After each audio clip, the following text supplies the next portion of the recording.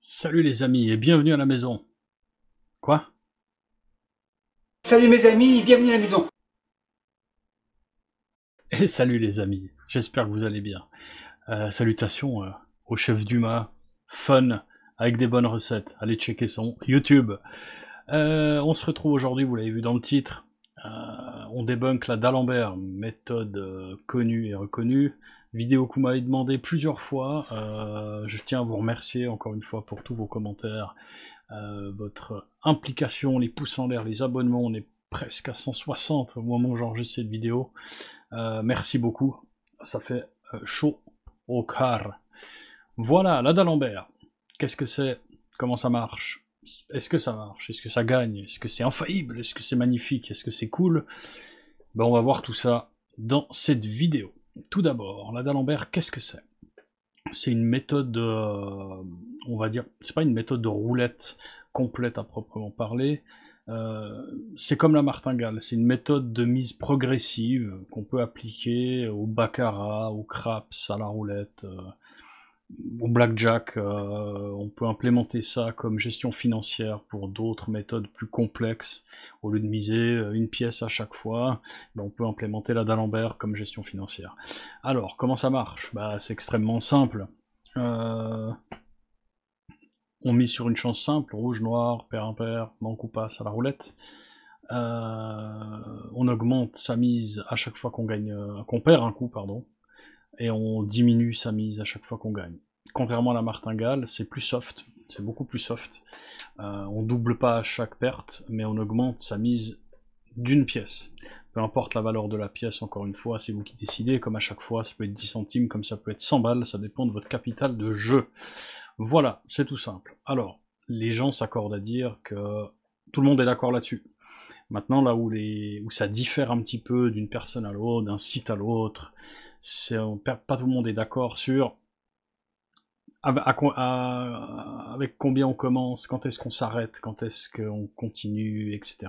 Mais ça, c'est libre à vous, j'ai envie de dire. Vous pouvez vous... L'idée, c'est de se mettre un but, de dire, voilà, moi, je veux gagner tant de pièces.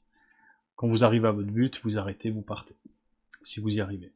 Quand est-ce que je m'arrête? Ben, encore une fois, c'est libre à vous. Quand vous avez tout perdu, ou quand vous avez perdu peut-être 3/4 de ce que vous aviez, la moitié, faut quand même se laisser une marge pour au cas où il y a 7-8 coups perdants d'affilée. Hein. Mais voilà, faut être raisonnable. Voilà, ça dépend de vous. Donc moi, dans cette vidéo, je vais miser, je vais viser, pardon, un gain d'une pièce. Et je vais commencer à miser avec une pièce. Donc on peut pas aller au-dessous, bien évidemment, de la mise d'une pièce. Et on va augmenter, voilà. On va augmenter, je vais vous montrer comment ça marche. Alors je vous conseille, quand vous jouez la d'Alembert, d'avoir soit un truc physique comme ça, un petit cahier avec un stylo où vous notez où vous en êtes, soit si vous êtes en ligne, vous prenez une feuille Excel vide. D'ailleurs, on va switcher directement, tac, ici, je vais remettre la cam, est-ce que ça fonctionne? Oui, ouais, je suis là, magnifique. On va aller sur cette petite roulette, on va mettre la petite musique de fond. Ouais, chill, baby. Voilà, alors, petite précision, on est à la place habituelle, hein, où je suis d'habitude, vous connaissez, venez sur le Discord si vous voulez savoir où c'est. De toute façon, si vous êtes malin, vous avez déjà vu et vous le savez. Je suis en fun money, voilà, j'ai eu des problèmes pour déposer des sous, je sais pas pourquoi ni comment, faut que je règle ça, mais il fallait que je fasse cette vidéo, ça fait de nouveau plus de... je sais pas combien de temps, trop longtemps, donc il faut que je l'enregistre aujourd'hui, je suis motivé. Voilà, donc fun money, mais ça, encore une fois, je vous vends rien, je veux pas vous montrer que ça marche, je veux pas vous faire acheter quoi que ce soit, je m'en fous que je vous le montre là ou que je vous le montre ailleurs, ça revient au même. C'est vraiment pour que vous compreniez ce que c'est et pourquoi ça marche ou ça marche pas. Voilà, donc on va passer, simplement on va choisir rouge et noir, on va se mettre à, je sais pas, on a quoi, 5000 balles en fun, c'est beau. On va prendre des pièces de 5 balles, ça on est sûr de pas tout perdre, enfin, on sait pas. Voilà, donc je disais, pardon, je digresse, soit vous avez un petit calepin, puis vous notez là où vous en êtes avec vos mises, soit vous prenez une feuille Excel vide, et puis vous notez, voilà, j'en suis à une unité, ah j'ai perdu 2 unités, ah j'ai perdu 3 unités, et puis vous savez où vous en êtes, vous ne vous trompez pas, bon. C'est histoire d'être sûr de ne pas se tromper. Déjà que... Même si c'est très simple. Voilà, donc comment ça marche? Eh bien, on va choisir une couleur. Là, pareil, vous pouvez vous décider quoi, comment. Donc là, je sais pas, on va miser rouge. Une pièce et on tourne.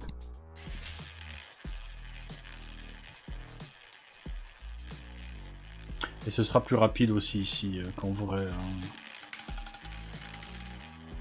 Donc là, on gagne. Magnifique. Donc, on a atteint notre objectif. Merci d'avoir regardé cette vidéo, au revoir.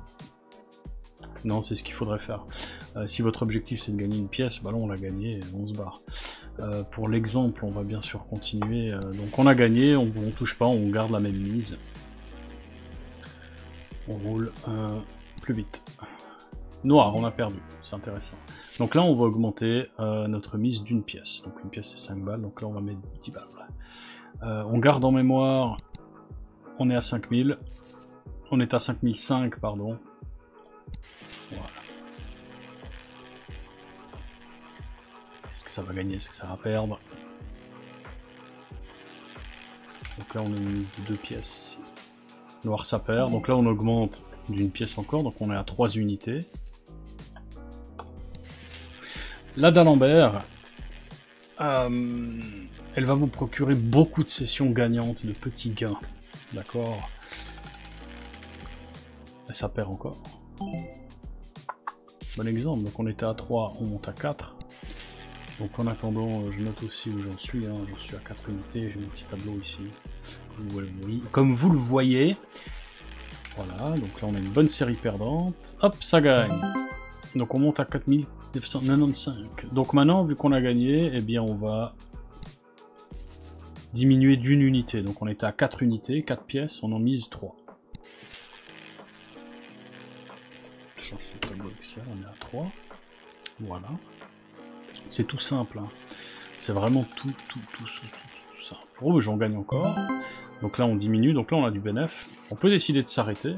On a fait 2 pièces de bénéfice. On peut décider de partir. Donc on n'est pas obligé de terminer la séance. Mais on va continuer pour l'exemple. Donc on était à 3 pièces. On va en mettre 2. C'est vraiment... Ça, c'est tout, ça consiste à ça, donc c'est les yeux fermés. Encore une fois, vous allez faire beaucoup de séries de petits gains, donc là on gagne encore.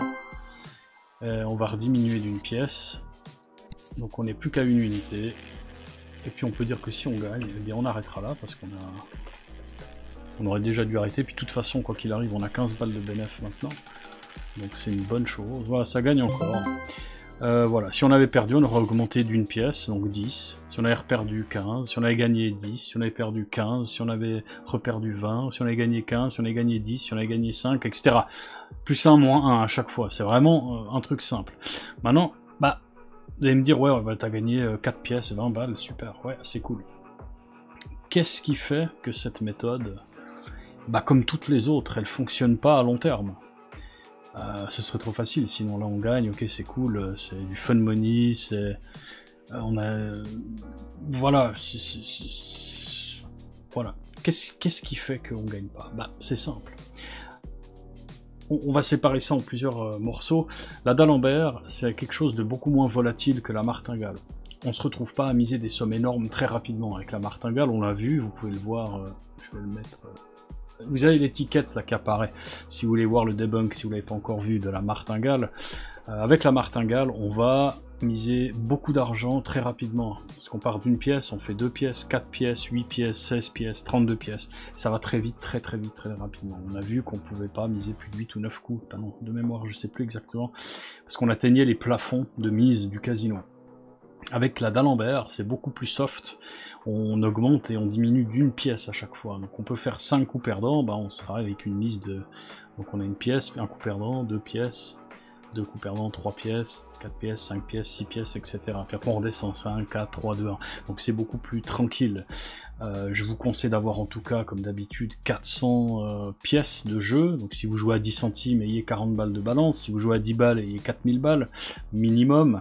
Là j'ai choisi de miser 5 balles parce que j'ai 5000. J'aurais pu mettre un peu plus, 10 balles de mise, ça passerait.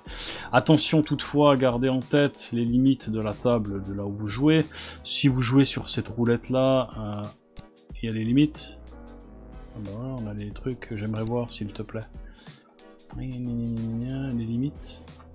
Non, ça c'est comme on joue, c'est ça. Il y a les limites? Non, il n'y a pas, bref. Ah oui, mise maxi 5000. Donc on peut mettre jusqu'à 5000, ce qui est monstrueux. Hein. Mise minimum 50 centimes, voilà. Donc sur les tables de roulette en ligne, vous pouvez toujours mettre des trucs énormes. Je suis en train de voir que vous ne voyez pas bien là, le tableau de roulette. Ouais, je suis tout petit, on s'en fout. Voilà. Donc c'est ça, pourquoi ça marche pas? Alors pourquoi ça marche pas? Qu'est-ce qui fait que vous allez perdre? Parce qu'on se dit là, mais putain, mais je peux pas perdre en fait. Vu que c'est dur d'atteindre la limite, si j'ai assez d'argent, bah, je peux y aller indéfiniment. Non, tu peux pas faire ça. Simplement parce que, comme je le disais, tu vas gagner des petites sommes très souvent.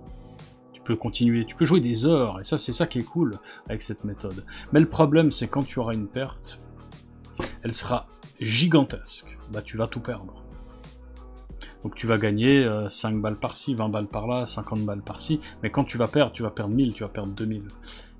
Parce que, bah c'est comme ça. Imagine, tu as une série de 8 rouges d'affilée et tu mises noir.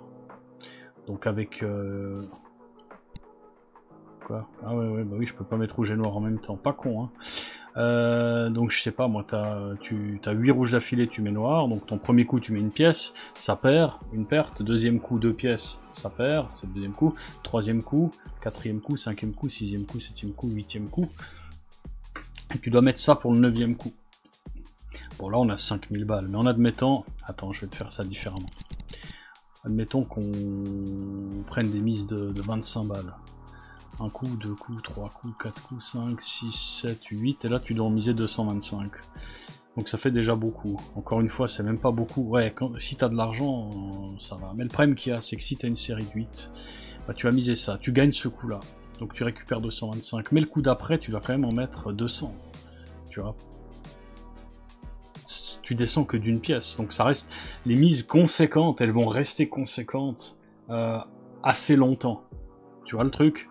Et il suffit que tu tombes sur une série qui arrivera un jour, tu fais 8 coups, 9 coups d'affilée, où tu perds, bah t'as une mise qui est conséquente par rapport à ta mise de base, et puis après tu gagnes le coup, donc t'as fait tes 8 rouges d'affilée, 8 rouges d'affilée, tu misais noir, arrive ton noir, boum, mais là tu vas mettre une pièce de moins, donc si tu as dû miser 225 balles, comme on l'a vu, tu vas devoir encore en miser 200, puis si là tu retombes sur une série de 4 ou 5 coups, rouge d'affilée, bah tu montes d'une pièce à chaque coup, donc tu arrives à 300-400 balles. Et tu gagnes un coup, tu descends que d'une pièce. Donc du coup, si t'es à, je dis une connerie, si t'es à 400, tu mises des pièces de 25, bah tu redescends à 375, mais le coup d'après, si tu perds, t'en repères 375 et tu dois en remiser 400. Tu vois ce que je veux dire? C'est que quand t'arrives à des mises qui sont élevées avec une série de numéros qui va te faire perdre 5, 6, 7 coups, et si tu gères pas bien ton capital, comme je disais, moi je conseille au moins 400 fois la mise, donc 400 pièces, faut même peut-être un peu plus. Bah si toi tu te dis YOLO, je m'en bats les couilles, je mets 100 balles et je joue des pièces de 5 balles, bah il t'en faut pas beaucoup pour tout perdre, hein. Donc fais attention. Moi je conseille 400 pièces, 500 c'est bien aussi, hein. Voilà. Tu joues à 10 centimes, tu mets 50 balles et tu te fais plaisir. Après tu peux le faire avec 100 pièces, ça va aussi. T'as 100 balles, tu joues des pièces d'1 balle, pourquoi pas. Ouais, ça va, c'est possible, c'est plus risqué. En fait, plus ton ratio valeur de pièce, capital de jeu est faible, plus tu augmentes ta volatilité. Tu vois, c'est simple, c'est logique. Donc c'est pour ça que la d'Alembert, elle est perdante. Parce on va tomber sur des séries à la con qui vont nous faire miser fort à un moment ou un autre. Genre t'as 8 rouges, tu mises noir, ensuite ton noir il tombe, puis après t'as de nouveau 4 ou 5 rouges d'affilée, après t'as 3 noirs qui suivent, tu gagnes 3 fois, mais tes mises, t'auras descendu que de 3 pièces, puis si t'as de nouveau une série de 4 ou 5 rouges qui arrivent, c'est que exponentiel, puis vu que tu t'es fixé un objectif en début de session, tu dis moi je veux gagner une pièce, 2 pièces, 3 pièces, ton but c'est d'y arriver. Le problème qu'il y a, c'est qu'à un moment donné, tu n'y arriveras pas. Certaines sessions, tu n'y arriveras pas, tu feras que perdre, monter, perdre, monter, perdre, monter. Malgré le fait que la d'Alembert, elle a un avantage, c'est que sur une session, tu peux avoir, par exemple, je sais plus exactement le calcul, mais c'est 28, je crois. Si tu as 28 coups perdants contre 22 coups gagnants dans une session, bah t'es quand même gagnant d'une pièce, quelque chose comme ça. Donc tu peux avoir plus de coups perdants que de coups gagnants dans ta session et quand même sortir avec un bénéfice. Ça, c'est un des avantages majeurs de la d'Alembert. C'est pas mal. Je vais juste regarder pour te donner le calcul précis. Elle est où? Elle est là. Je sais que tu vois rien, mais c'est normal, c'est voulu. Je dois trouver... Voilà. Donc en gros, tu prends le nombre de gains. On va sortir notre joli tableau Excel. Ou nos calculatrices, c'est plus simple. Voilà, on prend la calculette qu'on met ici. Hein. Voilà, ça ne me dérange pas. Et du coup, la formule, c'est le nombre de coups gagnants moins... Je vais te l'écrire, c'est plus simple. Je vais t'ouvrir un document Word. Voilà. Donc la formule, on va l'écrire assez grosse. C'est le nombre de coups gagnants, donc on va dire G, moins la différence entre les gains et les pertes. Donc, en d'autres termes, les pertes moins les gains. Donc on va appeler ça moins P, ou D par exemple, différence, fois, entre parenthèses, toujours le D plus 1, le tout divisé par 2. Donc un grand merci à monsieur oui, son nom, Michael Shackelford, un sorcier des mathématiques, hein, chez qui j'ai pompé ce calcul. Merci à toi, même si tu ne parles pas français, je crois. Un très grand monsieur, cherchez, vous verrez. Michael Shackelford, c'est un sorcier des maths, des statistiques, des probas, etc. C'est excellent. Donc ça, c'est le calcul à faire pour voir le gain net, en fait, entre la différence. Donc si par exemple, on a 22 gains et 28 pertes, donc ce serait 22 moins 6, la différence entre le gain et la perte, donc 28 pertes moins 22 gains, ça fait 6, comme on l'a vu. Le tout de fois, on a dit D, donc c'est fois, entre parenthèses, non, il n'y a pas de parenthèse, parce qu'on peut faire 7, c'est D plus 1, donc 6 plus 1, 7, le tout, divisé par 2, et ça nous fait... Donc on a dit 22 moins 6 fois 7, est-ce que ça a marché sans faire des parenthèses, divisé par 2, 1, c'est exactement ça.